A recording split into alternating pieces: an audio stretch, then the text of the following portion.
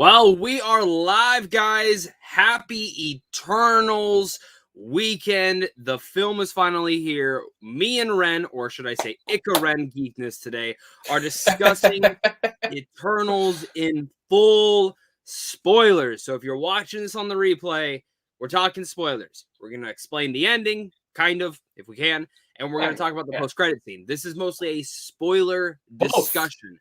If you're in the live chat, spoil away. Talk about whatever the fuck you want to talk about. You want to talk about the Ikaris betrayed his friends? Go ahead. If you want to talk about the Celestial appearing on Earth at the very end and changing time as we know it, because I can guarantee you, Sam Wilson got that shield, looked up and said, "What the fuck?"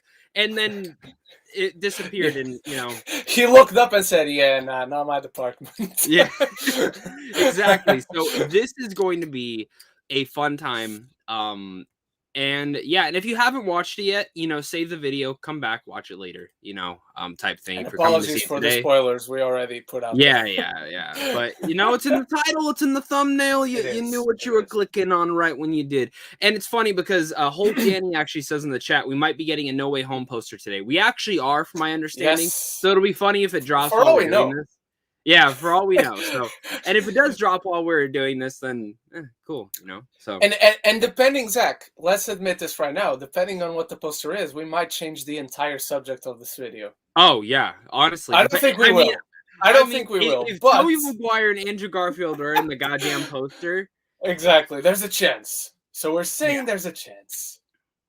Yep, exactly. So Ren, to get this kind of all started. If someone's never heard of you before, haven't seen you on the channel before, haven't seen our podcast, who are you? What was your first impressions of the movie? Well, how dare you never heard it? No, I'm kidding. My name is Ren Geekness. I do basically the same thing as Zach does. I love movies. I love geeking out about movies. And I love the Marvel Cinematic Universe. It has officially become my favorite franchise. I didn't bring it upstairs, but I just got something really cool that you saw yesterday. I wish I could share it around. My first impressions of the film that I watched a little bit early, like the day before it was released. I had an advanced screening, and it's awesome. I really love this film. Now, for those who know me, like you, Zach, I was extremely excited for this film. This was my most anticipated film, not only of this year, but of the Marvel Cinematic Universe. I'm still looking forward to a lot of the ones there are to come, but I'm not as excited for them as I ever was for Eternals, because I love these characters. I love the Jack Kirby comics. I grew up reading about them. So I was tremendously excited. I expected this to be Endgame, Infinity War, Civil War levels, and it's not quite. It might not even be my favorite MCU film of the year, but I really love this film, and in certain aspects, and you know this, it deeply affected me emotionally speaking. Yep, and I get that. And Ren has a fascinating video essay that he put up last night, correct? I was in the theater when it went up, so I don't know if it was like last night or whatnot. Yeah. It was at 3 a.m. I put it up at 3 a.m. my time. Perfect. Then you guys should definitely, after this, go check that out. I'll make sure. I think I put it in the link down below. Let me make sure. I'm pretty sure. Yeah, I did. So make sure to go to that. And the biggest thing I want to say, guys, is we will be looking at your live chat. If I see any interesting questions, I'm going to grab them. If you throw in a super chat, that'll automatically be answered. And the biggest thing as well is at the end of the live stream, that's when we'll start taking questions about Eternals. That's all we're talking today is Eternals and maybe the future of the MCU and how this might affect it. But without further ado, man, I'll kind of give my first impressions as well. I love this movie. The first time I saw it, I felt like it was a lot, but I knew that I had loved it. But I needed a second viewing to solidify that love for it. And watching it a second time, I was like, yeah, I fucking love this movie. I think this is one of the best things that Marvel's created. And we were talking about this earlier is if you disagree with us, that's totally fine. We can have that discussion down below and stuff like that, because I understand this movie is not going to be for everyone. I've heard a lot of good reasons for why people didn't like it. For me, I ate it up. I love the ambitiousness. I love how different it was, and I hope that Marvel decides to not get rid of that. I hope, and it's not Marvel or Kevin Feige. It's Bob Chapek that I'm worried about taking this property and being like, hey, the critics didn't love this, so. But I think overall, we're going to see these characters again. You can't just retcon everything that happened in this movie. Feige has big plans. Yeah, And and judging from the fan reception, Zach, and from the waves it's making at the box office, I think we're good. I think we're good. yeah, and I was talking about this. My audience loved this last night, and I wasn't Yep. expecting that. I had heard a lot of people saying, "Oh, my audience didn't really react to it. They weren't excited." Shang-Chi, I'll tell you right now, I love Shang-Chi. I thought it was so much fun. My audience didn't react to shit during that movie. I saw the movie 3 times in Really? theaters. Every time, no one would really react to the jokes. Yeah, the action was exciting, but the audience 3 times, no one reacted. Mhm. Black Widow, same Wow. thing. No one reacted. This is the first film that while people weren't like, yeah, like cheering out, people laughed. People like were shocked at certain things. But Mhm. afterwards, and I haven't seen this happen for a while, afterwards, no one left that theater. I guess, yes, the post-credit scene, but I mean, after the post-credit scene, you heard Mhm. everyone talking. What does that mean? Who was that voice? Who, Yeah. obviously I knew, and I asked my Cynthia, my Well, girlfriend, I thought I knew. same, and I asked her, I was like, "Who do you think the voice was?" She goes, "Oh, it's him. It's him from that one show that we just watched." And then I Yeah. was like, "The Watcher," and she goes, "Yes," and I was like, "No, it's not." Sadly, I thought it was But too, it but it's it not. still sounds like him. The second time I went to see the film, I already knew who it was, and it still sounds like the Oh, you Watcher. think so? This time I was listening, Totally, and I'm dude. like, "No, that's Ali." This time Maybe I when I w- go I see was the third time. Maybe when I yeah, go because see the third time, I'm like, okay, that's not. yeah, But it still sounds like him, man. it does. I don't know what It it is. does. It sounds very close. I will say, and we'll talk about the end credit scene a little bit more in detail. I do wish they would have just shown him as Blade. I really do think they should have Mm. just shown him as Blade. I think if it I was the agree. Watcher, don't Yeah, show him because exactly. then we know Dane doesn't have that thing to see him. You know what I mean? He's not that all Yeah, powerful yeah, type yeah, thing. yeah. That's okay. Exactly. And the just having the voice to me as a storytelling device, like just having the voice and not showing who it is, the whole point of such a technique per se Mhm. is because you know who it is. But Yep. then turns out we didn't know who it was because it was Yep. someone completely different Yep. who we have never seen, and at this Yep. point still haven't seen. Which Baker, I do see your question. If it wants to work, Thomas. Yeah, Thomas, I do see your question. That is a great question. I actually have not thought. I have thoughts on that.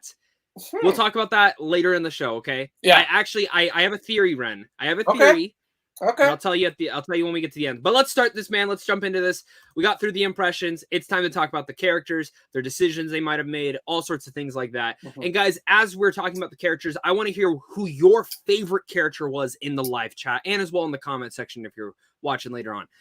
Character-wise, Ren, Mhm. I love them all. I asked my Yeah. girlfriend, who's your favorite? She goes, I don't have a favorite. She goes, but if I really had to choose, she goes, Sprite might have been my favorite. Oh But she wow, goes, nice. I loved Thena. She's like, I love Athena's Thena. amazing. For me, I mean, just kind of getting my favorites out of the way. If I were to pick 3, Makari, Druig, and probably either Phastos or Thena. Like I Okay. loved Phastos, and one of the things I wanted to scream in my non-spoiler review is when he clipped motherfucking Ikaris's wings, Oh and just yes. the When way he puts Brian him Tyree down. Henry plays that role. And then just the way that his powers work when he has the fucking Oh gauntlets yeah, on the his power of creation. Yeah, yeah, that is yeah. one of the coolest abilities that we've ever seen in the MCU. And that I goes agree. to everyone. The way that Makari's speed is done, dude, when she's beating the shit out of Ikaris and she's literally Dude, using I her body to hit him, boom, boom, boom, boom. I was getting so hyped, and I get goosebumps every fucking time she does it. yeah. It's so awesome. And then Druig, one of my favorite scenes in this is when Barry Keegan's using all the people to shoot at the Deviants, and Yeah. then he's jumping over them, doing flips, fucking. Yeah. It's badass, dude. And Mhm. adding in there Thena. I mean, the way that she creates the weapons, and then when she slices Crew open, oh man, just it was Yeah. awesome. I mean, but that doesn't go against any other character. But say your 3 No. favorites, because I'm sure some of yours might be a little bit different.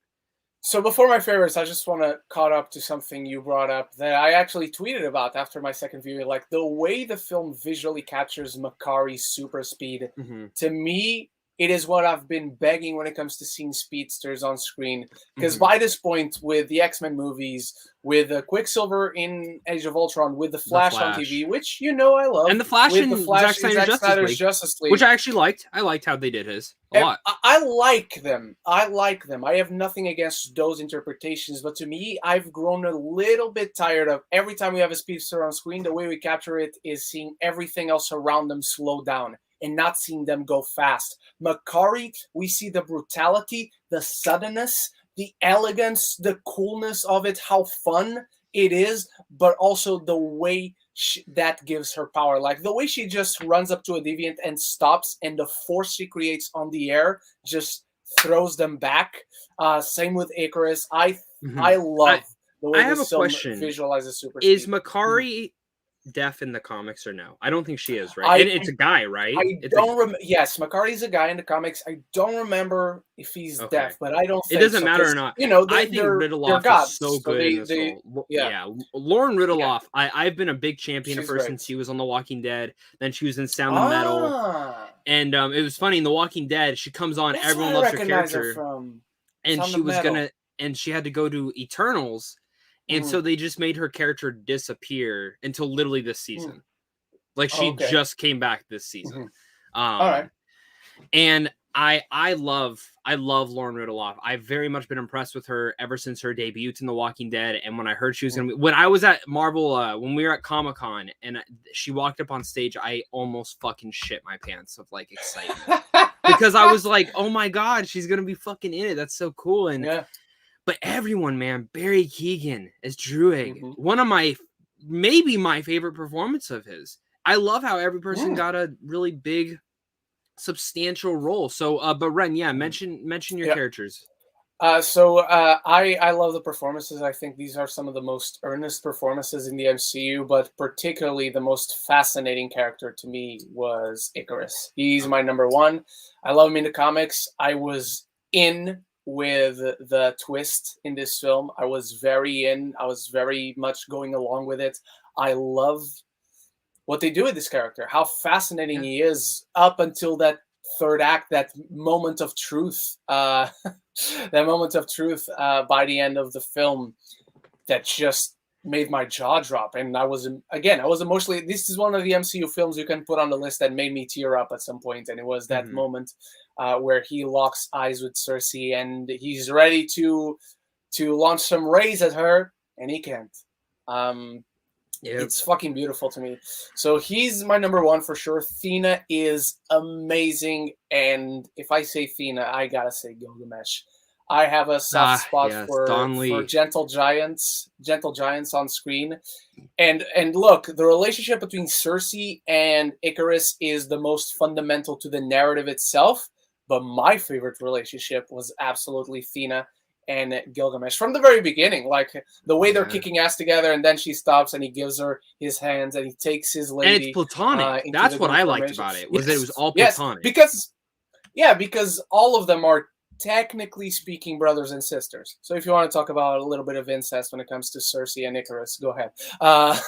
But they're all Yeah. brothers and sisters. I love the family dynamic in this. Like, I don't have a least favorite character. If I were to rank them, I guess Ajak was the one that would be in last because she didn't have that much time on Mm-hmm. screen. But the way she influences the rest of the characters, the way she influences the narrative, she's extremely important. So it's not like I have a bad character in the mix. Ren, a Pete's is in here and he wants you to show your T-shirt with standing full Oh, my screen. shirt. So Okay. I'll do that real fast. So it's My Hero Academia T-shirt, but it's the poster of Endgame. Hey, that's dope. All for One is Thanos. There we have All Might as Iron Man. Deku That's is cool. Captain America, and everyone else is there. So I love it. I love it, love it, love it. I don't have an Eternals T-shirt. Otherwise, I would have used that. That's awesome. Bless you.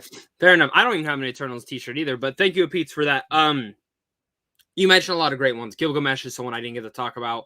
His death, brutal. And every time, like, the second time I'm watching it, I knew he was gonna perish, and I'm like, no, just the moment he tells Ikaris to go, I'm like, oh no. Yeah. Oh no! Like the very first time I was Going into watching this movie, you said that you thought 2 or 3 were gonna die, right? Yes, it was either because we did two podcasts about Eternals. One of them was when the teaser came out, and the other was discussing the Oscar chances. Maybe they were very close together or The not. I Oscar don't remember. chances are no more, in Yeah, my opinion, yeah. sadly, but, No, no more. And I remember at the time I called three would die, and I remember which ones they were, and I'm happy to say I called two out of the three that would die. so you I said called Ajax, Gilgamesh, and who was the 3rd one? Gilgamesh, and I called Druid, which at one point during the first time I was watching the film, I thought I was right. When Mhm. Ikaris throws it, I should have done this centuries ago, and throws him down into the earth. I'm like, Yeah. oh shit! At that moment, I was like, Yeah. the first time I was watching the film, I was like to myself, oh shit, I was right. Oh my god. Yeah. But no, I failed one, and one of them didn't die. But technically, we got 4 Eternals out of the way because Sprite now is not an Eternal. Yeah, but they'll bring Sprite back in somehow, and I She'll wanted be to ask there. you. She'll be there. Yeah, I mean, so Ikaris, the very end, the story of Ikaris who flew too close to the sun. Literally. Did he die? I don't Look, think he did. I don't think he I, did. I'm buying into him having died because I think I thought that was short of the potential for this character, but the fact that they did it, I hope they don't go back on it. The fact that they had him poetically fly into the sun for his death, I hope it's not undone in a future movie. Look, if he comes back, there will be a part of me that will be like, "Fuck yes, Ikaris is back." Yes. Yeah. But but as a film fan, as a fan of the Mhm. narrative that they've constructed, I hope they stick to it. I also want to say I have a theory on the characters. Going Okay. forward, I think there are multiple versions of these characters that all look the same.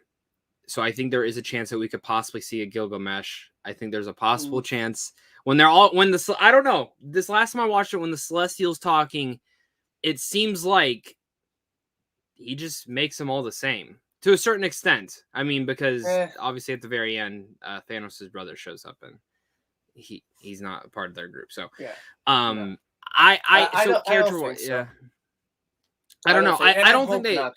yeah It because I cheapens. It cheapens. Like I know within the story, like the sense that would make, but I think it cheapens who these characters are and how we connected with them. The ones of us who did connect.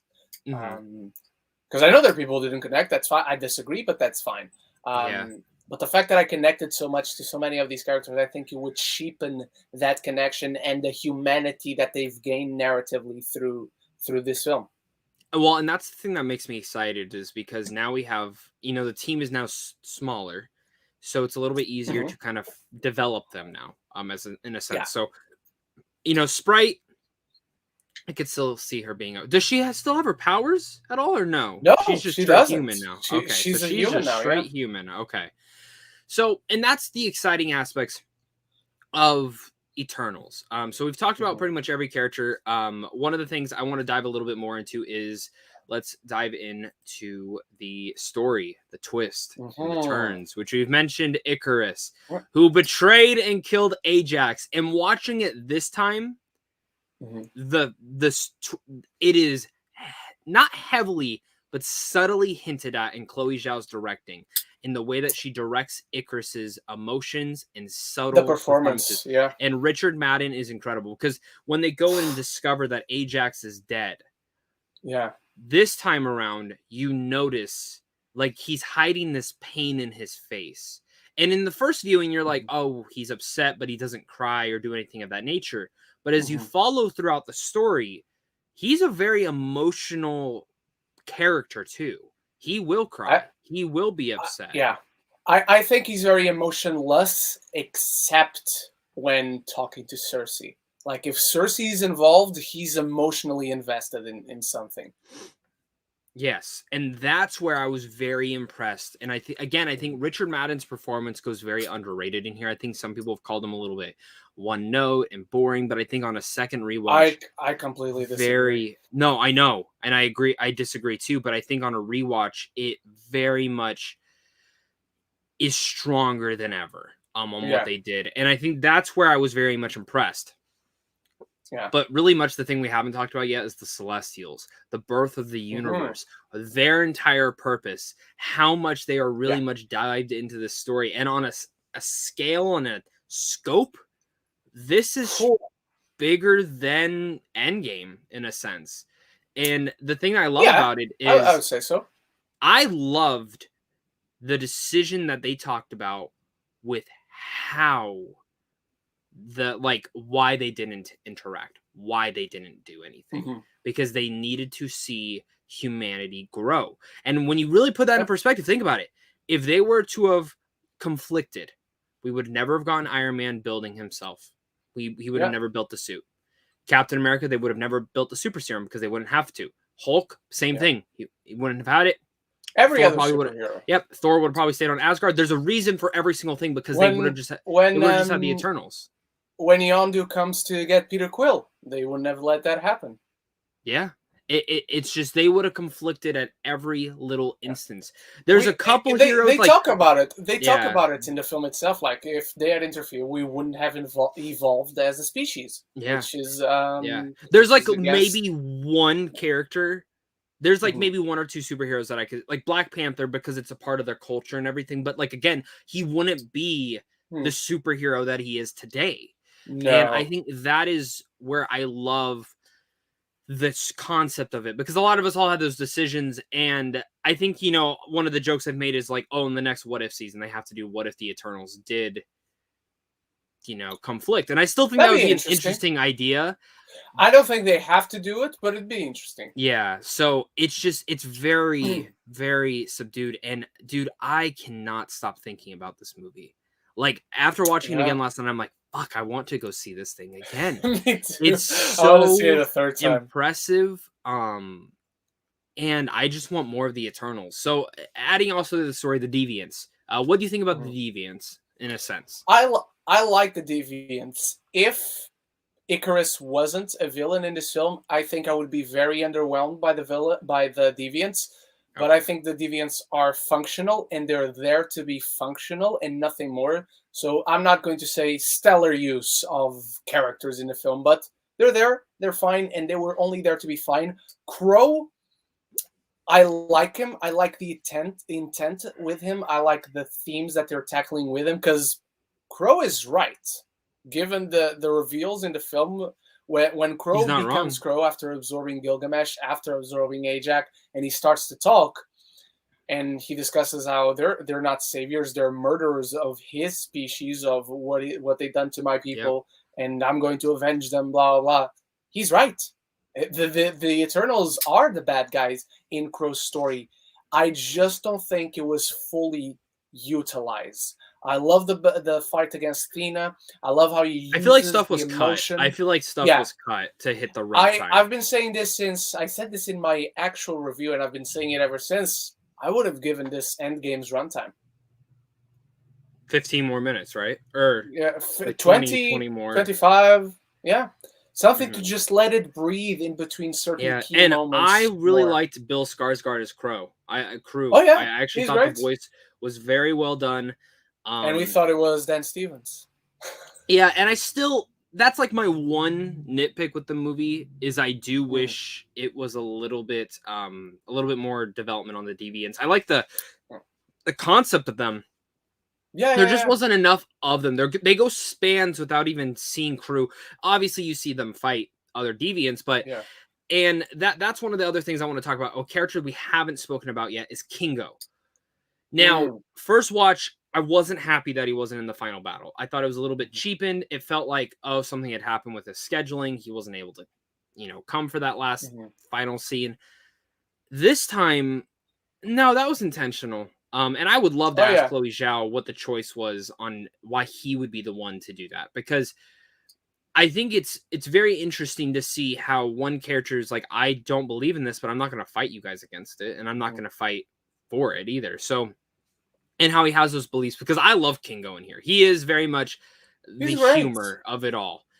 His powers, pew, pew, pew, like, and the whole thing that he's a Bollywood Cosmic star. Rays. Yeah, that was just great. I was waiting for him to say Kami, That would be Like, cool. I was waiting That'd for be him to say really it because that would cool. be something he would say because he's into the Yeah. whole fucking thing Yeah, like yeah. that. And I love Or how they gave Hadouken. I yeah, prefer exactly. Kamehameha, but Hadouken would also I fit. and usually that's what happens when a character does something like that in a Yeah. movie. They usually say Which Hadouken. sucks. Dragon Ball came first. Yes, it's yeah, very much so. So that's where I'm like thinking about this. I'm like, they do so well with characters in here and building them. Yeah. And in a sense, that was what I was worried about. I went into this movie knowing I'm gonna like at least probably like 4 or 5 of these characters. I didn't expect to Mhm. walk out going, "Fuck, I love Yeah. every single one." I was going to do a ranking of every character, but I But you noticed it can't. would be unfair because maybe I could rank the bottom two. But that's Yeah. not even like it's so hard because then I'm like, well, wait, because this performance and the way because Sprite, dude, the whole thing about her not being an adult is one of the more Oh yeah. fascinating elements of the entire Tinkerbell. film. Yeah, and when Kingo brings that up with the Tinkerbell and Peter Pan, it's an Mhm. emotional avenue for it all, and To it's me, just that one's really good. That opens the door. But to me, the one that hits really is the line immediately after that, where she asks, "Why did Arishem make me like he did?" yeah, And and all these characters throughout the film, they have all these questions about. They have this God, they have this faith, they believe in this religion per se, that ruined and them. they have their doubts. They have their unique perspectives on it, I mean, on look at the Druid. grand He was really the design. first one to have his Yeah, major doubts of them all. yeah, You know, of their mission and everything like that. And even Ajax, she started to have, yeah. and she was the first one, like not the She first was one, the but in first one. general. Well, yeah, and she started to think we can't do this to this planet. Yeah. And that's where it was really, and then the twists and turns. Let's talk about it. What is the emergence? We all were wondering what the emergence was, and we see the movie, and Cersei talks to what's his name? Arishem. Arshem, and she goes up, which the way that Chloe Zhao shot the Celestials with the He's so huge. yes, with his giant hand, like the shot of his hand, and you just see a Mm-hmm. little bit of her, and he starts explaining Perfect. everything. Yeah. And I know some people hate exposition, but it was some of the most fascinating exposition. And Oh I yeah. just sat there like in love with it. Because I to was me, like, it didn't bother me because this is all new to Cersei. Like yeah, it'd be really odd for me if he if was telling Ajax. if he was telling Ajax, like, as you know, I hate when movies use the line "as you know" because if you're Yeah. using that line, you don't need to say what you're about to say. But Mhm. that's another conversation entirely. I really love this. I love the visuals. And also I love the Eternals in the comics, so that was a part of me that was like, oh my god, they're doing this in live Yeah. action. I But cannot even if you believe the take that MCU has come out, to this I point. thought the exposition was strong. Every movie has exposition. Every movie has They have exposition. to have You have to. exposition. It just depends on how you do it. Mhm. And for me overall, I didn't think this movie had so much. The thing this film has a lot of is character development. It's character building, and Mhm. you're either in for that or you're not. And I see Ryan O'Toole's in here, and he says, it didn't need to be 2.5 hours long. The third act was a mess." I'm curious to see why you think it's a mess, my friend, because Yeah, I I thought the completely third act disagree. was very powerful. And Ryan, if you're able to be on this, Yeah. message me on Twitter, and I'll send you an invite because I'd love to have you join in to share your thoughts, man. Yeah. But This I this is one really of those to me, Zach, that the more it goes along, the better it gets. I agree And because I'll be honest. yeah. When I first watched this, there were some lines, not delivery, but just certain dialogue in the first Mhm. act that I was The not writing. really that into, and Okay. this is a little bit weak, and I still think that. I still think there are a couple lines in there where I was like, because there's like 4 screenwriters on this, Mhm. and I was thinking about this. I was like, if they do Eternals 2, what do I want? And I'm like, I want Chloe to direct this, but I don't want her to write it. I think she's better at getting Okay. that natural because I mean Nomadland and the writer, there's not really a script to those. I mean honestly, a lot of it's a simplistic I haven't nature. seen the writer. I haven't seen Oh, the you writer. haven't? Okay, yeah. No. It's very much in the same vein as Nomadland. So Okay. and I love both. So for me, the way that she comes out to be, it's very special. And I think that comes along in here is that some of the more naturalistic approaches to the dialogue is what really came out to be. And I don't know, but yeah, the birth, the finding out that the emergence, like that there's a fucking celestial on Earth, like it makes Yeah. like Thanos look like a little baby at this point in time, So I don't know, man. But the last thing I want to talk about is the ending of this movie. And I think, like, coming down to this, unless I missed anything, did I miss anything with the story? Like, any big pieces? I don't think so. I don't think so No, either. So the ending no. of this, man, it comes out to be, you know, everyone's happy. Ikaris flew too close to the sun. Sprite's a human. Athena, Druig, and Makari are getting on the ship Makari. to go find the other Eternals, which I love that. I love that dynamic of the team Mm-hmm. going to the stars. I also loved Athena talking to Phastos' kid. I thought that was really funny. Oh yeah, that was really sweet. I thought that was funny. I loved the Athena, dynamic. drop the A. Yeah. I loved Phastos' family. I loved Oh yeah. his husband, and I loved the kid. Are you Superman? No. Like, so clever. I don't wear a cape. And then even Gilgamesh mentions Batman to the valet. Yeah. Kumal's valet. Valet, like Alfred in Batman. Yeah, it was fun. Which, by the way, that scene when he then, you want a piece of my pie, and then he learns that Ajax is dead, and he just smashes the pan with his bare hands. Yeah. He's I'm so like, strong. oh, fuck yes, Don Lee. He's so strong. He's so good. I wish he didn't die. I'm telling you right now. I wish Gilgamesh didn't die. I love Don Lee so much. I know. And the Eternals overall are depowered compared to the comics. They're still godlike beings.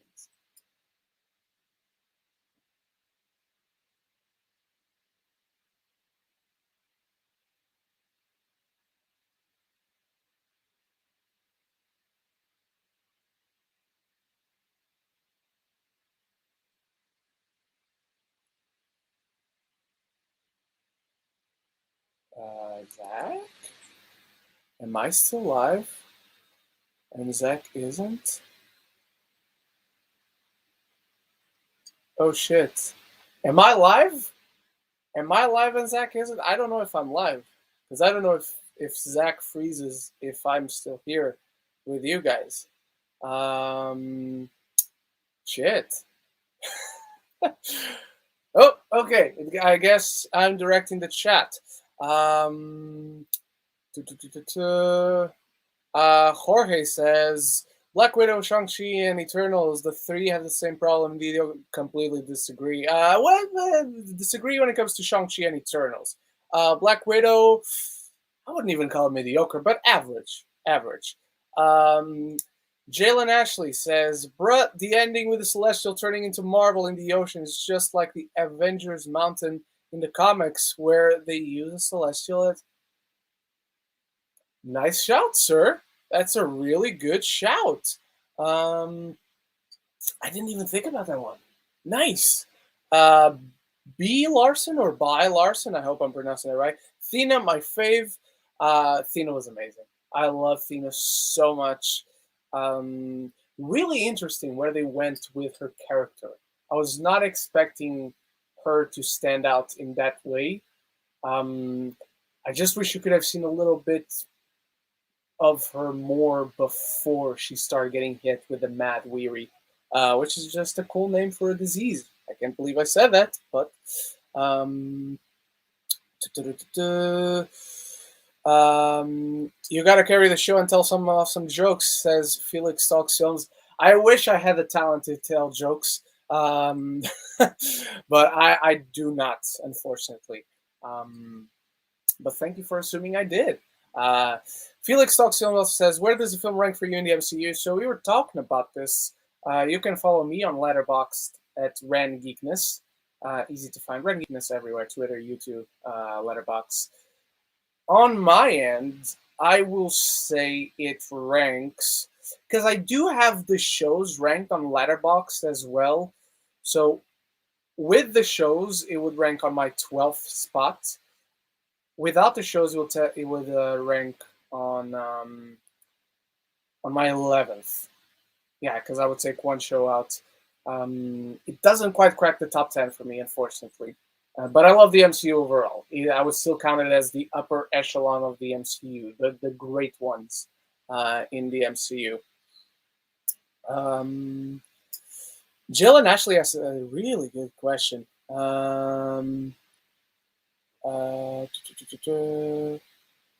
Do you think Fastos helped the Wakandans with their tech?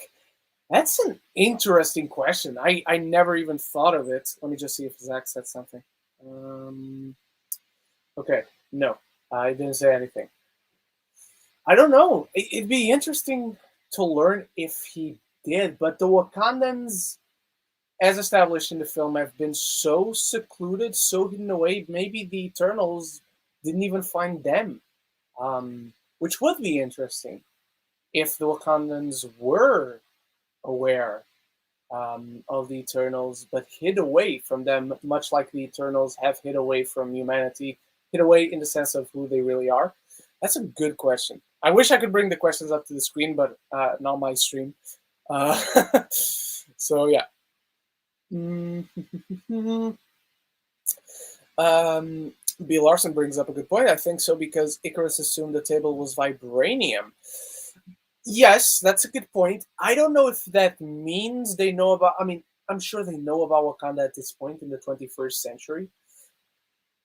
But I don't. Maybe they saw the meteorite go down. Maybe the Domo, their ship, is made out of vibranium too, because it also came from space. Good. You guys are bringing up great points. Jalen Ashley also says, I want to say he did because he helped with the atom bomb, which may mean he helped with the idea of Steve's shield as vibranium. Good point. That's a good point. Now that I'm thinking about it, I wish there was, in that scene, because it's World War II, I wish there was more of a connection between him maybe being involved in Captain America's story. Not Captain America directly necessarily, but maybe he helped the U.S. I mean, clearly he helped the U.S.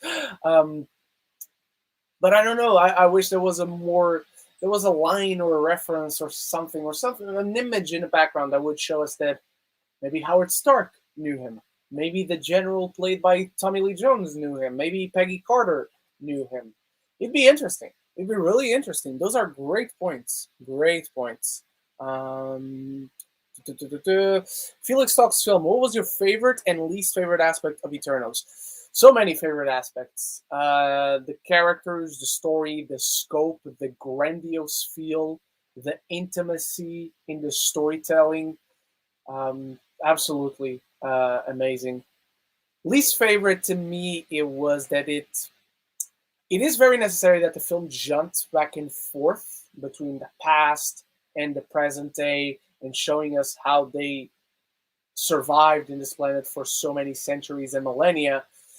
But the fact that we're jumping constantly back and forth, and then just in the present day, they're going around to one place and the other, it creates a kind of narrative whiplash. You almost are constantly trying to catch yourself and trying to set yourself. Okay, we're in the present, and now we're in Australia. Okay, we're in the past, and it's Babylon. Okay, now we're in the present, and now they're in the Amazon. Okay, now we're back in the past, and it's some other city that I don't remember. It's just too much movement, and it goes back into what I said previously about let's give this some more time and let it breathe a little bit more in between these settings and times and locations. To me, that's the one thing that really holds the film back a little bit. But it's really in that first hour, those final 90 minutes. Again, what I said about the film, the longer it goes, the better it gets. And yeah, it's spectacular. All right.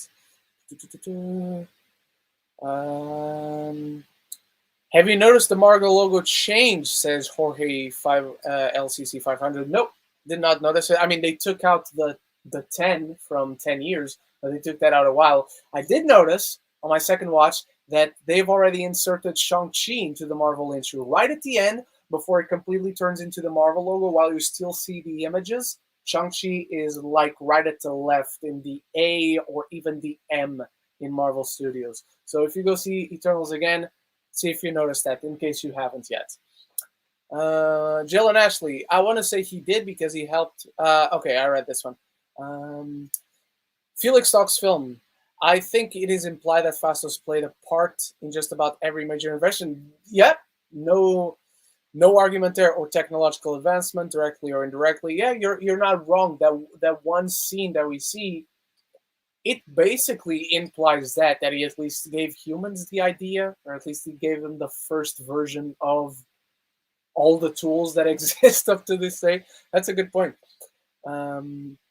Jill and Ashley, I love how they basically shaped all of human history without even without intervention. They were legends in their own right. Gilgamesh has his own epic. Yes, he does. I love how the film perfectly establishes that all the myths, all the religions, and whatnot come from these guys. Ajax clearly inspired Eastern beliefs in like Buddha and whatnot. Athena, even though Athena is not the goddess of war, but those are details. I'm a mythology nut myself. Gilgamesh, it's Gilgamesh. He has his own epic. He's a part of history in Fate Stay Night Unlimited Blade Works and Fate Zero as well. Ikaris, it's obvious. I wouldn't be surprised if Stripe is actually, and Ikaris and Circe are actually the inspirations for, I don't remember the author's name right now, but the person who wrote Peter Pan, the original book. I wouldn't be surprised if they're actually the inspirations for that. Circe, obviously, has connections to Greek mythology, again, like Athena. Gilgamesh, I wonder, going back to the Greek mythology connections, Gilgamesh, I wonder if he's the inspiration for Hercules as well. Phastos, clearly the inspiration for Hephaestus, which is the god's forger. Who else? Ikaris, we've established. He could also be Apollo very well. Ikaris, he doesn't need to just be Ikaris. Stripe. Kingo. I don't know who Kingo would be. Who do you guys think Kingo would be? Ajax would clearly be Hera. Or maybe she would even be Zeus herself. Druid. Who would Druid be? Druid could probably be in... Nah, he wouldn't be Hades. Anyway, I love how they're all connected. All connected to all these myths that we know, and the film treats them as the original myths, the original superheroes. I think that's a great touch, and it's what makes me love superheroes so much. So yeah.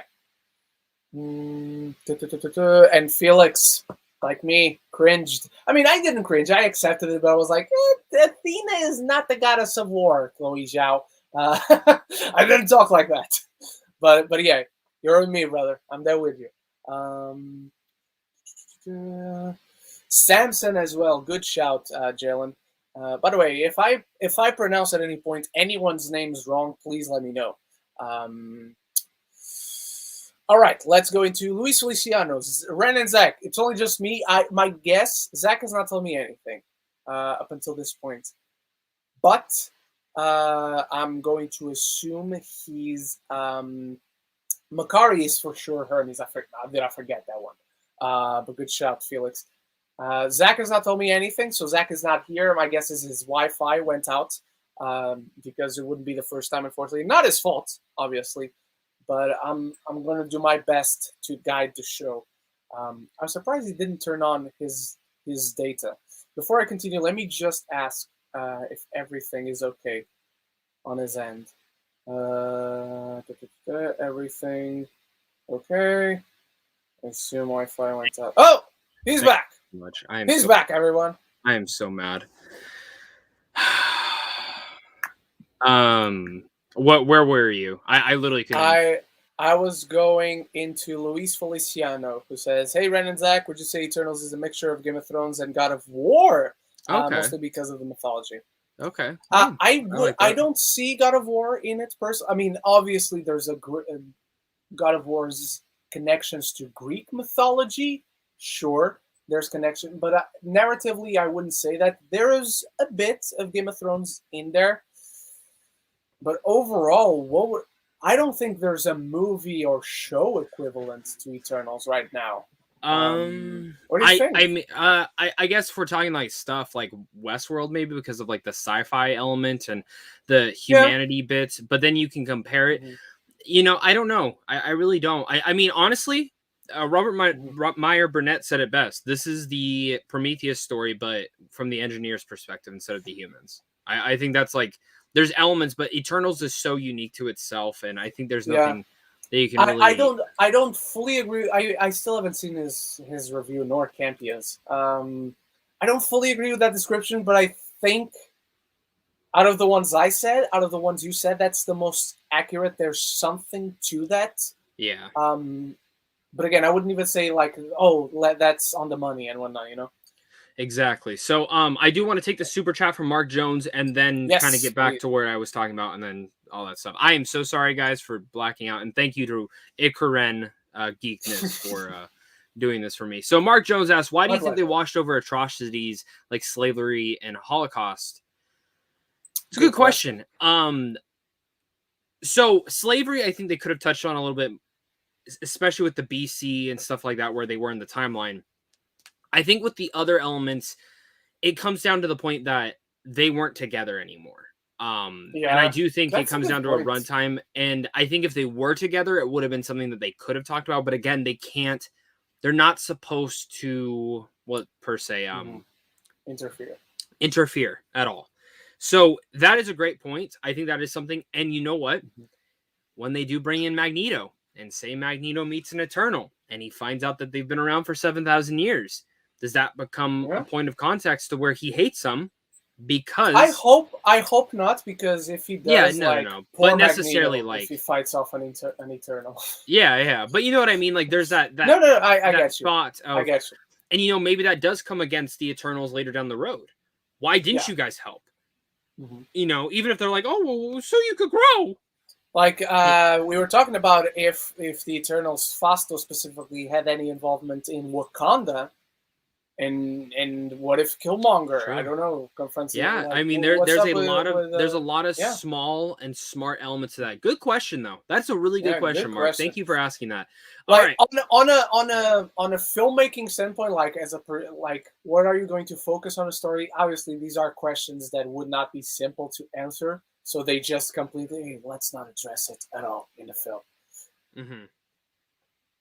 But really good question. Yeah. All right then. Let's look at. So we got.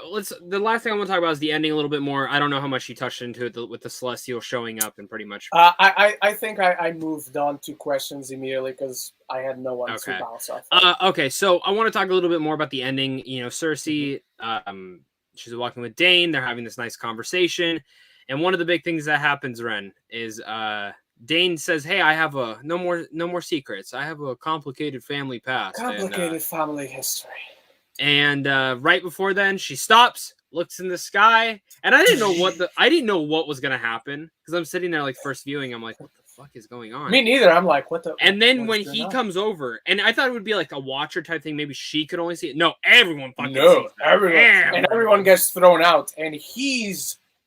I mean, we already knew that he was huge, but the way they capture that, the shape of the earth, and he's overtowering it, like all his 6 eyes, just impressive visuals.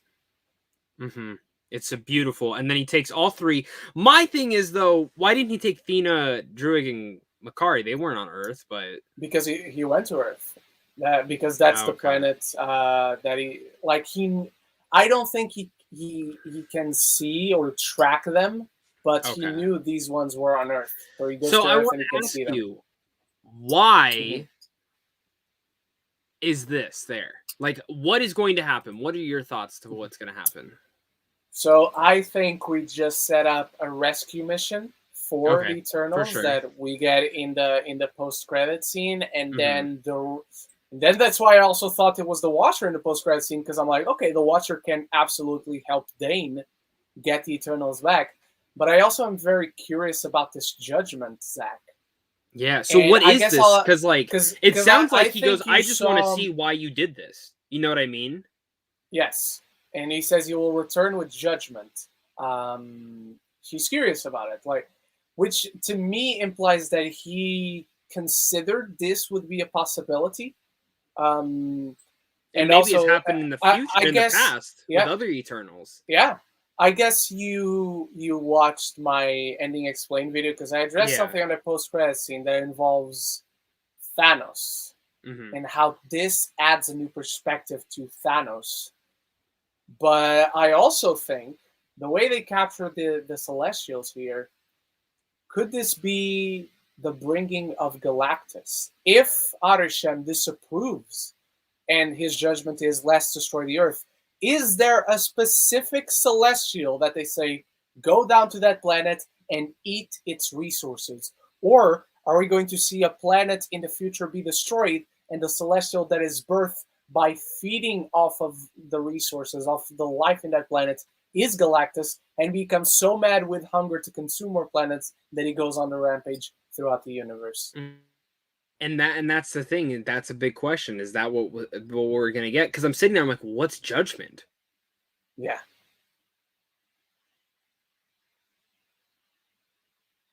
Oh, is he gone again? Oh no.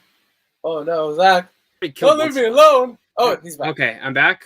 Okay. I was about to seriously fucking back. scream. I was about to go down to fucking Starbucks with my laptop and fucking pop this in because it probably would have been faster. Yeah. Dude, it was baffling. Like, it was eye-opening to see, like, just him hovering over. It's one of the coolest shots I think we've gotten in the MCU yet. And really cool. And it's all over the trailer, so which sucks.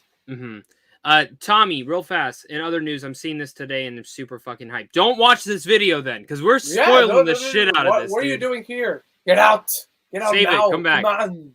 Yeah, but yeah, it's eye-opening. And I think, I don't know. This is where I feel uncomfortable because I'm like, I don't know what's gonna fucking happen. You know, like, is there anything in the comics like this? I think Galactus is a good point.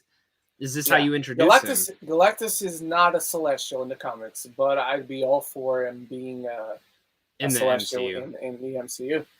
Okay. All right. Well, talking about that ending, let's get to the post-credit scenes. Let's talk about the first one. Pip the Troll. The first one, baby. And Eros. Pip the Troll. Eros. Yeah. Eros, or Star Fox. Thanos' brother. All right. So they're flying through space. Athena, Makari, Druig, and they get this weird sensation that something's going on. Druig doesn't, which is interesting. Druig doesn't feel anything. It's Barry Keoghan. I think he was just playing himself in that scene. But you see this portal, which kind of looks like the way they shoot through Asgard with the and Pip the Troll flies through. And I love that Patton Oswalt's playing him. That was awesome. Immediately, I'm like, oh shit, Patton Oswalt. And even though I don't think the CGI was great on Pip the Troll, it could have been better. Yeah, but I don't care. I don't care either. It was fun with him introducing Star Fox himself, Thanos' brother. Harry Styles walks in. I like the suit. I like the look. The suit is great. The look is great. I honestly, the little bit that we got right there, I can't sway. Oh my god, it's a great casting. Oh, that's terrible casting. I don't dislike his performance. I don't particularly like his performance. He's charming, but I bet he's also charming in real life. Yeah, I will say this: he has a film coming out next year. I can't say what film it is. Don't worry, darling. You can. Is it a spoiler? He's in the trailer. I know, but I know someone that's seen the movie, so I was gonna give a tidbit to his performance. I'll just say I can understand. No, you're good. I can see why he got that role, and I can see why he's kind of coming up into Hollywood. From my understanding, that's good. There's a lot in that movie apparently that he's really good. He's really, really good. So. To me, the only problem I have with this is, again, not even judging his performance, because I can't take too much away from it, positively or negatively. But to me, it's one of those people you don't cast because he'll always be Harry Styles. Seriously, to me, I honestly, if I didn't know who Harry Styles was, I wouldn't have known that. Like, honestly, like my friend. Exactly. If I didn't know, I wouldn't have a problem. I don't know what he looks like. I knew who he was, but he walks up on the screen. I'm like, why does he look familiar? I'm sitting there, like, saying there. I was like, oh, okay. I must have seen him in something before. Dunkirk. Yeah. That's what I thought. I was like, oh, he's from Dunkirk. And then I was like, oh, shit, no, that's Harry Styles. So I loved it. I thought it was fucking great. It's a great scene. Now let's talk about the second one, because the second one I love more.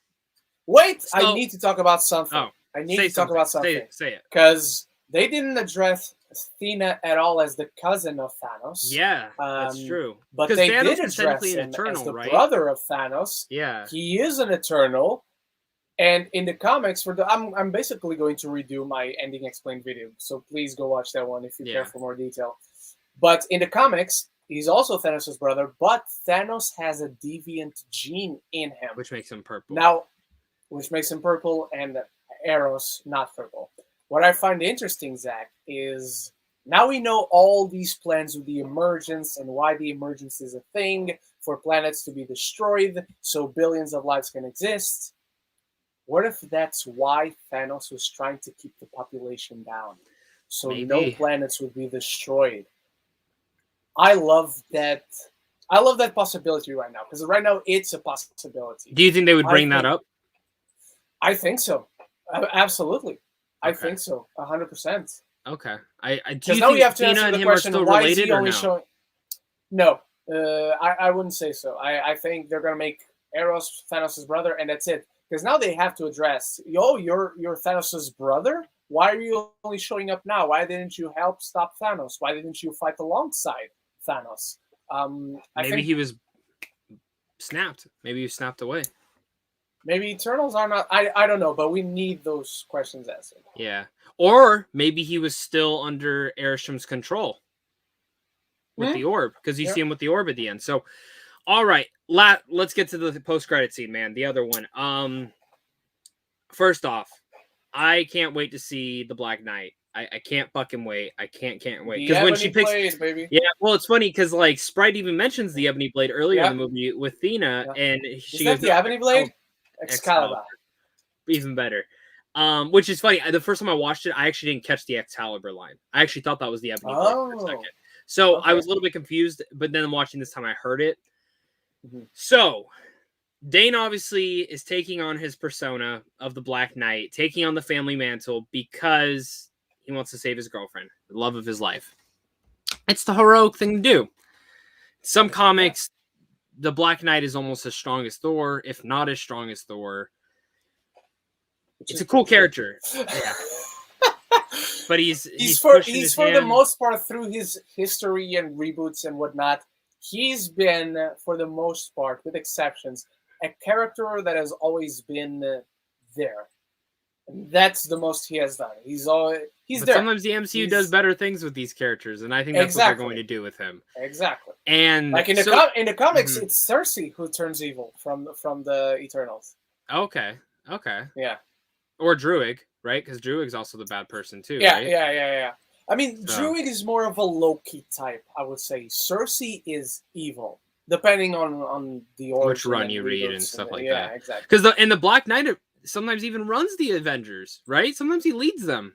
And like It happened recently, yes. During one story, and then it was done. So, he's touching the blade. He's looking at it. He goes, because one of the key aspects is when she's talking to him on FaceTime and she mentions that you should call your uncle. Yeah. The uncle, I'm assuming, is also one of the original Black Knights, is kind of what I'm getting through. You don't think so? The original one would be in the medieval ages, but then who would be the uncle? You don't think the uncle would be a big piece? I think the uncle will be a former Black Knight, not one That's of what I originals. mean. That's what I mean. Like one of the former Black Knights, because the big weakness that he has is that sword makes him, from what I understand, go crazy or mad. It gives you more bloodlust. The more you use it, the more powerful you get, but you also get more violent and give into your most basic instincts of violence. Of animal instincts, in a sense, pretty much, like turning you into an animal. So he starts touching it, Ren. And I'm like, okay, what's gonna happen? And then you hear all these voices. You hear, and then you hear a distinct voice that says, "Are you sure about that, Mr. Whitman?" I'm ready for that, Mr. Whitman. Yeah, and it. By the way, both Zach and I suck at this. That is not a white man's voice. Just to let you all know. Oh yeah. But we knew right when that would happen. We were like, the Watcher. Yeah, I was like, holy shit! But Chloe Zhao came out But and no, discussed that it is Blade, which is funny because that same night I was texting a couple friends who actually also went to the premiere, and they told me, they're like, no, it's Mahershala Ali's Blade. I'm like, really? Didn't sound like him. And I told my friend that, and he goes, no, he goes, I can hear that. I was like, I got to hear it again. On a second rewatch, actually listening with Mahershala Ali's voice in mind, it sounds like him. It still sounds like Jeffrey Wright. So I went and looked into this because I didn't know if I'm the problem.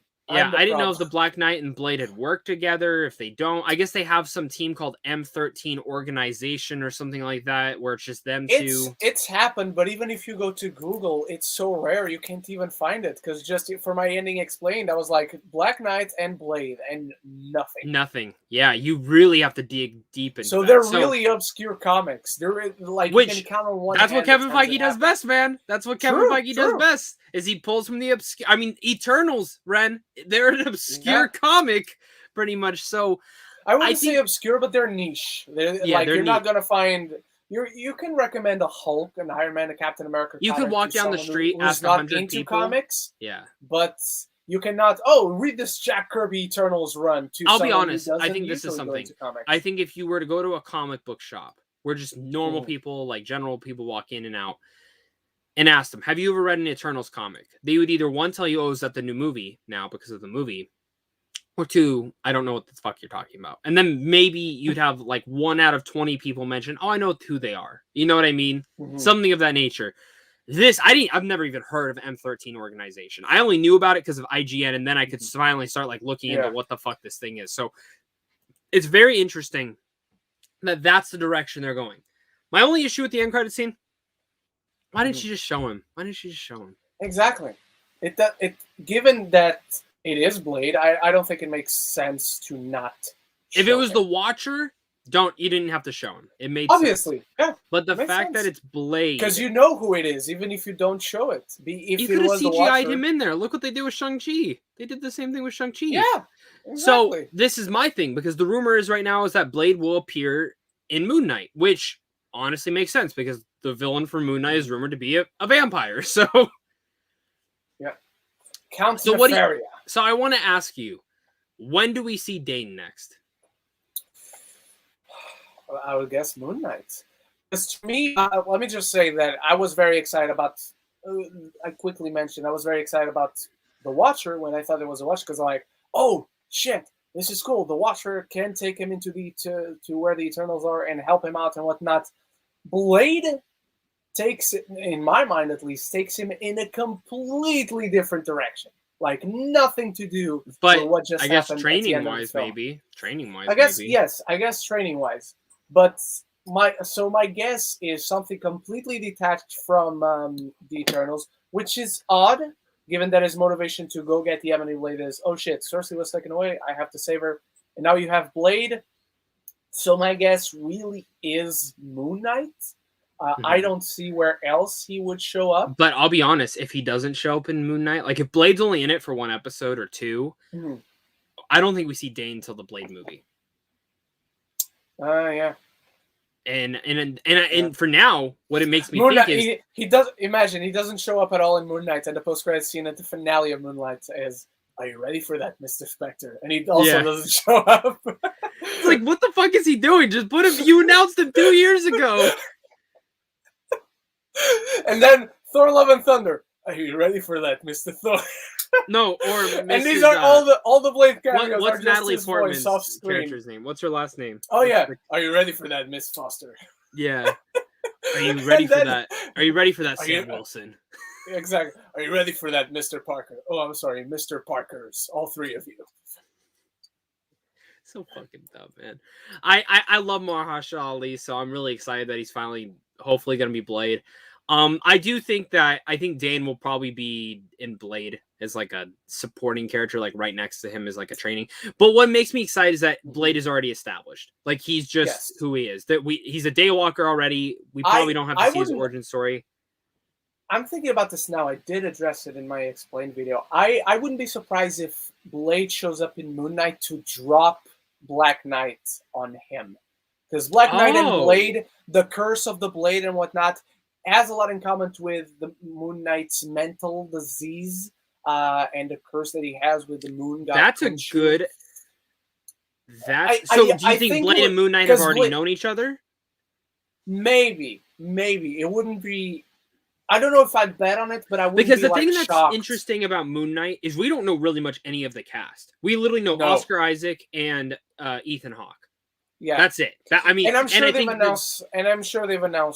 But like, other than that, we only know like 3 cast people. Like after them, like, which is crazy. So that's a good theory that maybe, you know, in the last episode, like maybe Blade helps him out in one episode, and then in the after credit scene, it's like, hey, I think you need to train this guy, blah blah blah. But again, it makes me think of, when do we see the Eternals again? And I think that's where we go. When do we see them next? Eternals 2. I know someone who asked a question on this live chat, and you want to address it. So I want to talk about I want you to address it, because I also have some theories. So one theory. This is my theory. I don't think it's going to happen, but this is just a theory that I could see them doing because of the critic reception to this movie. And I'm not saying it's because of Kevin Feige or Marvel Studios. And I've told you my worry. It's because of Bob Chapek. I've had this argument with someone else. They're like, well, no one would ever touch Kevin. I'm telling you right now, it's different now. It's a different game than what it was 3 years ago. Of what Bob Chapek, he made the choice to move Black Widow. That was not Kevin Feige's choice. Shang-Chi, I guarantee, Kevin Feige probably was in the office being like, you really want to do it again? Because Shang-Chi would have been moved too. I can tell you right now it would have. And then just the conversation. This is an experiment in theaters. 45 days. Shut the fuck up. That is like the worst thing you could say. So, I think we see Eros in the after credit scene of Guardians of the Galaxy 3, or at least the Eternals. I don't think they're a main piece. Guardians of the Galaxy 3 for me will be standalone, separate for almost its entire thing until the after credit scene. I think the after credit scene will see a Celestial or something of this, and I also think Adam Warlock will be a part, not actually an Eternal, but I think he'll actually play a main key place in the Eternals too. I actually think Adam Warlock, Will Poulter will be a part of that. Okay. But here's the thing. We've heard about it, that Guardians of the Galaxy, that almost all these characters are retiring after this movie. I think Star-Lord's going to kind of go do his own thing. Rocket and Groot probably go do their own thing, unless Rocket dies, which that's my theory, and I'll fucking cry if it happens. Gamora will be with Star-Lord, yada, yada, yada. Everyone's going to go in their own way. So who's the Guardians of the Galaxy next? I actually weirdly think that they might have some Eternals join that cast and have it going forward be Guardians of the Galaxy. I don't like it. It's just something I could see Bob Chapek saying.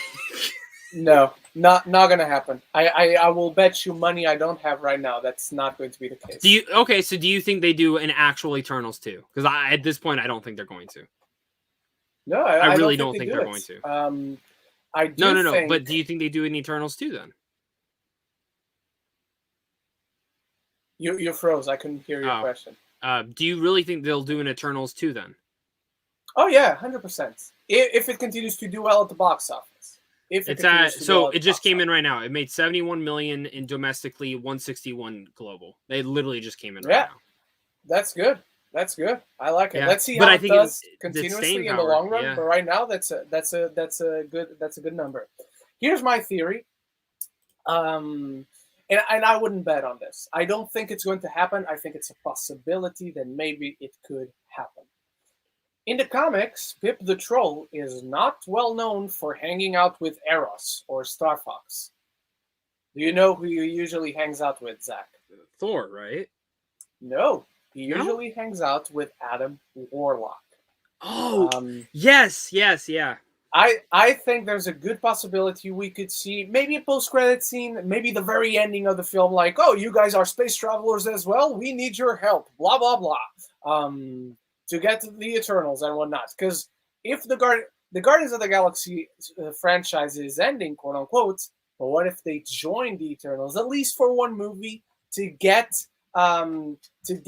sent on their way to the next big team-up movie, the next Avengers film, Eternals meets Avengers and whatnot. Actually, let me put. And only after that we get more Guardians. Could it be possible that the next big team up movie is not? Because this is what I love about MCU Phase 4 right now.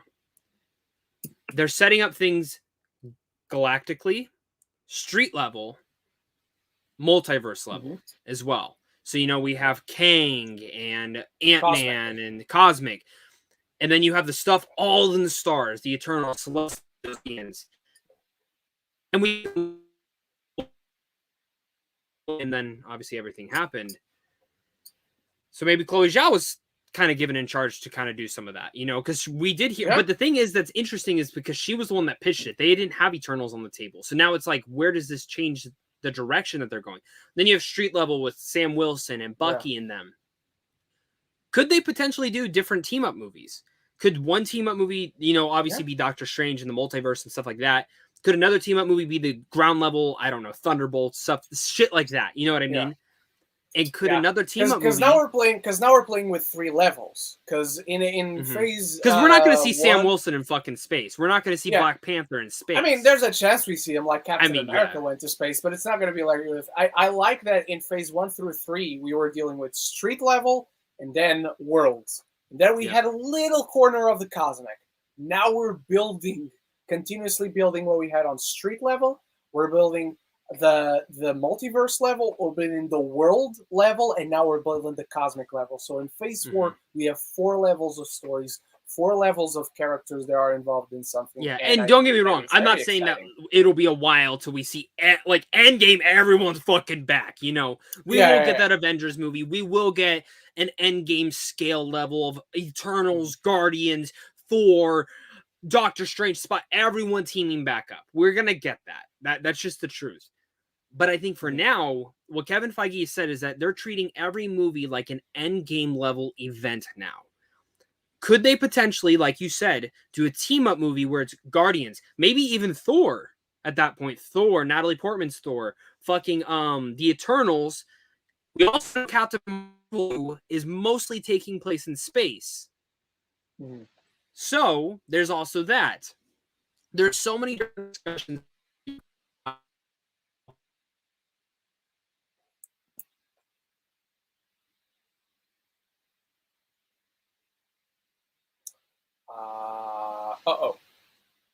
Zach is. Nope, I'm back. I'm back. Nope, I'm back. He's back. Okay, we're gonna start throwing your questions in because my fucking Wi-Fi is dying, and I'm gonna go fucking kick it and throw it in the trash. Other than that, this is the first movie in a Marvel movie for a while where I don't know what's gonna happen. I don't know. First movie in a Marvel movie. I like it. Oh, he froze again. Know what's gonna. Oh, he's back. Okay. Start throwing your questions in. All right, I'm gonna start taking because I can't go that far back up. So. Paul says, worst MCU movie by a mile. Marvel needs to go back to drawing board and start developing characters. Eternal so dull. One movie and shelf. I disagree, Paul. I disagree. If you're thinking it's worse than Thor 2, Iron Man 2, I think you should go back to those. Did you guys hear the voice of Blade in credits? Yes. They pointed out in the movie. Blade talking to post-credit scene? What? The snapper stopped the emergence. Yeah, we discussed that. Yeah. I literally thought after the first post-credit scene that they were gonna "What Makes You Beautiful" by One Direction, since Marvel is hinting at Athena and Eros' relationship. Oh God, no! Please no. Oh God, he already has Olivia Wilde. He's a flirt, but I don't think they're hinting at a relationship. No. I never heard of that song, but. Given the title, it's a One Direction song. It's a One Direction. No, I got that. Okay. Luis mentions it. I never listened to that whatsoever. Ryan said I knew it. I heard of them. Ryan said I knew it was Mahershala Ali when I saw it. I thought it was random. The Harry Styles one was spoiled for me. Yep, that's the one that the Variety person tweeted out. That's what he tweeted out. He goes, the biggest crowd pleasing thing at Eternals was when Harry Styles came on screen. What? I'm not going to use the C word. I don't want you to get demonetized. Yeah. Will Loki's concept of time and Eternals ideas ever be combined? Let's not forget that Ravonna from Loki is looking for free will. Will she meet the Eternals or the Celestials? What do you think? Good question. That's a really deep question. I think, yes. I think the where is the question? This one. I got it. Okay. There you go. Where I think the concepts and ideas and themes will intertwine at some point. I don't know if Ravonna specifically will meet the Eternals or the Celestials.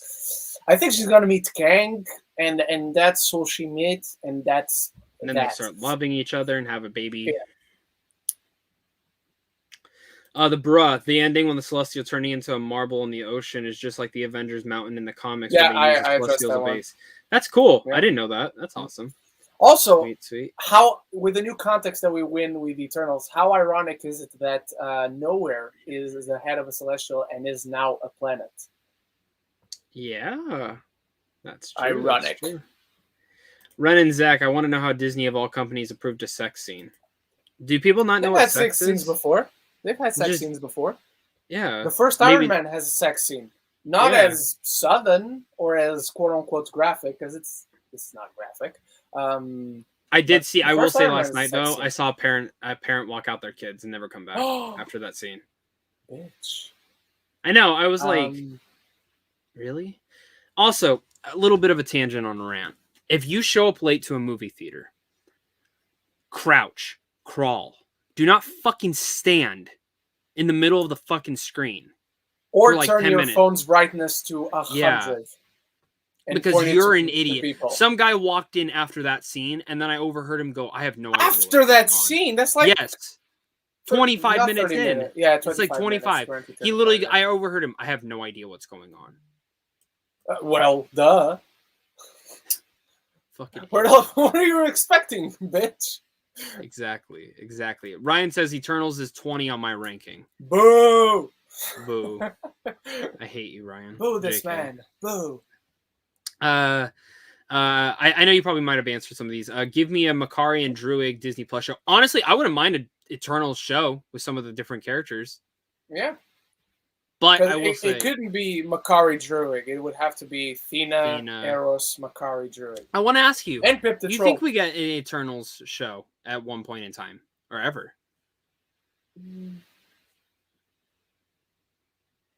No, but...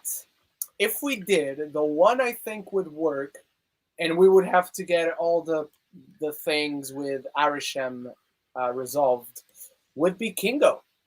I think it'd be interesting to see Kingo continue as an actor, maybe grow out of Bollywood. How have you not grown out of Bollywood and explode as a worldwide actor, Kingo? But also, he's clearly the one that's raising Stripe.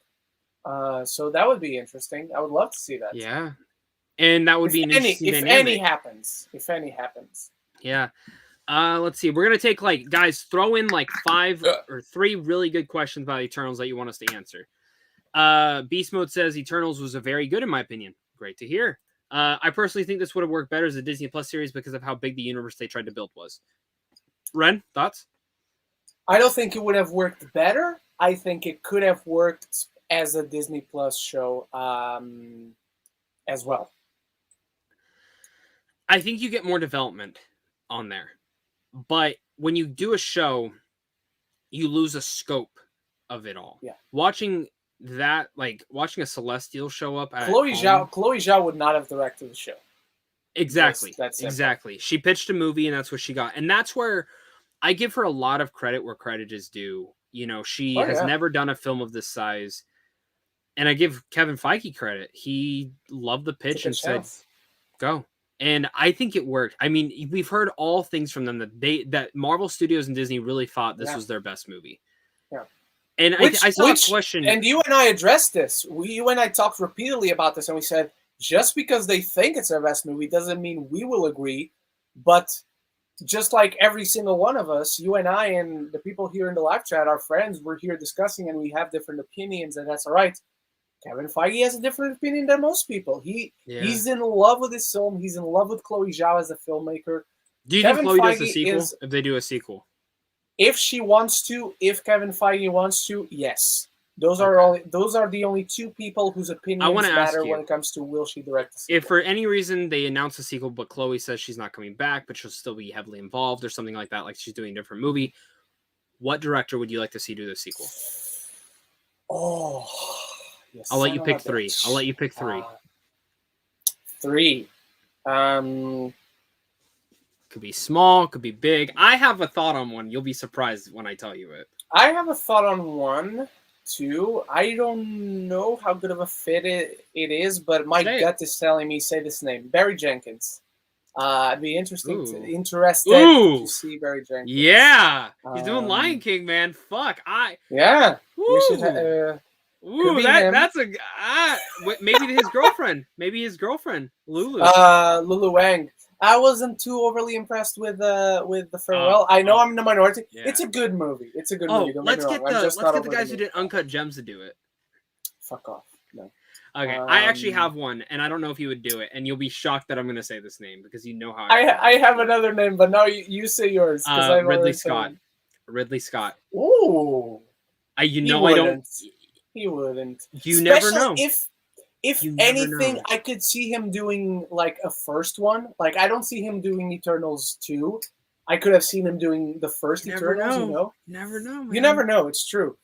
Denis Villeneuve is certainly not going to do it. No, he has Dune to do. I wish. Which, shout out, they announced yesterday that they're going to start filming in July. They'll film till October, and then they'll have over a whole year to do post production. It's going to be our first topic next week on Geeks Roundtable.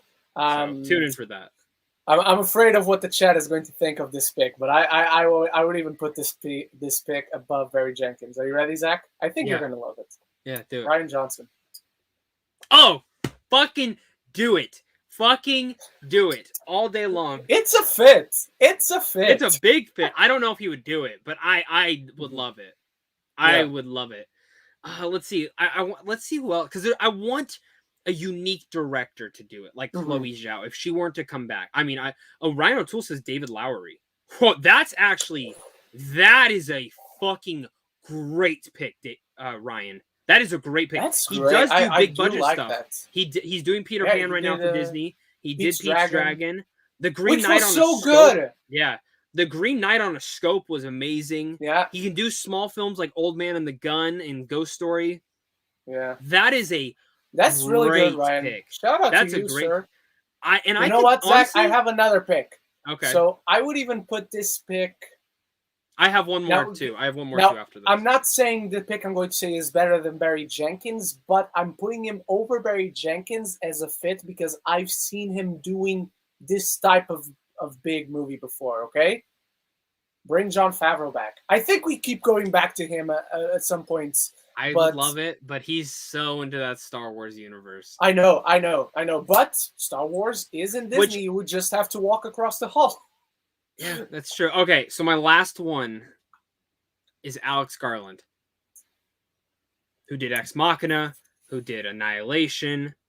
I don't think he's a fit for Eternals specifically. Really? If you're going cosmic big level on that, I don't. It's the same thing as Barry Jenkins. I mean, and even Alex Garland has even done something that is more akin to Eternals, but still nothing like big. We know Barry Jenkins is doing it with The Lion King, but he has not done it yet. Which they're already filming that thing. That's so fucking crazy to me. They're already and not to say I entirely disagree with Alex Garland. I just don't know, but I do love him as a director. So if he was announced, I'd be like, there's a lot of picks. I will say though, I just want Chloe to come back. I want Chloe to come. I love what she did with this movie. She's my number one pick. Yeah, I mean, the only thing I might change is just don't have her write the script. I know there's like 4 other screenwriters on there, so I don't know where her script was, where other people's were. But when it comes down to her scripts necessarily, I like the more naturalistic approach to it. But the thing about this now is the next movie won't be heavy exposition. It will be more character development. We know the world now. They had to set up a lot in this movie, and I thought they did it in a really good job. And a lot of people keep seeing Denis Villeneuve in the comment section. Trust me, Denis would be great. I think he would do it if offered. I think he would do it if he wasn't doing Dune, because he said, "Nah, I don't think so." He's going full blockbusters until later in his career. That's what that's what he wants to do now. So I'm like, I think it's more keen that we'll probably get Denis Villeneuve doing a 007 movie before we see him doing a Marvel or a DC film. That's the honest truth there. So I don't know, Ren. Let's give our final impressions and let them know where they can find you at, man. You guys can find me on Letterboxd, Twitter, and YouTube at Randy Geekness, and over on Instagram at RenViera93. I just uploaded my most ambitious video on the channel. Yeah, most ambitious video. I think it's the video I'm most proud of in the history of my channel. It's a video essay. This one on Eternals. The Eternals beautiful movie. Flaw. Yeah, the clipped wings of Ikaris. This is incredible. Yes. I mean, if you guys Whether you like The it or most not, you pretentious should watch title it. ever, but I'm very proud of this video. I love it. It's a Griffin Schiller title. Ah, Griffin liked the video. I would love to know what he thinks. But yeah, I'm very proud of this video. And as a film I loved, I thought it was important to address the one thing You can tell the passion. You can tell the passion in this. So I love it. Thank you very much.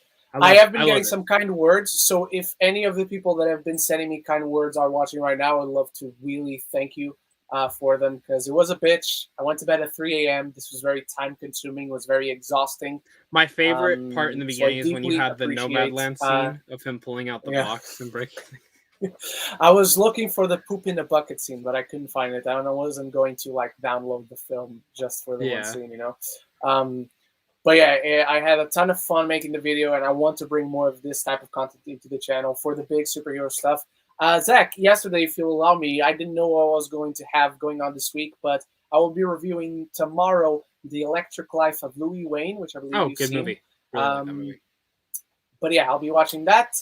And other things are going on this week, so you guys will want to follow me on Instagram and Twitter for this week at least, because Tuesday, there's something really cool I'm doing. I can't wait. I can't wait. So much for watching this. I appreciate it. Ren, thank you so much for joining me. And everyone who's kind of commenting. I typically don't do spoiler reviews anymore, but this is a movie that I had to talk about. I had to talk about it. Yeah.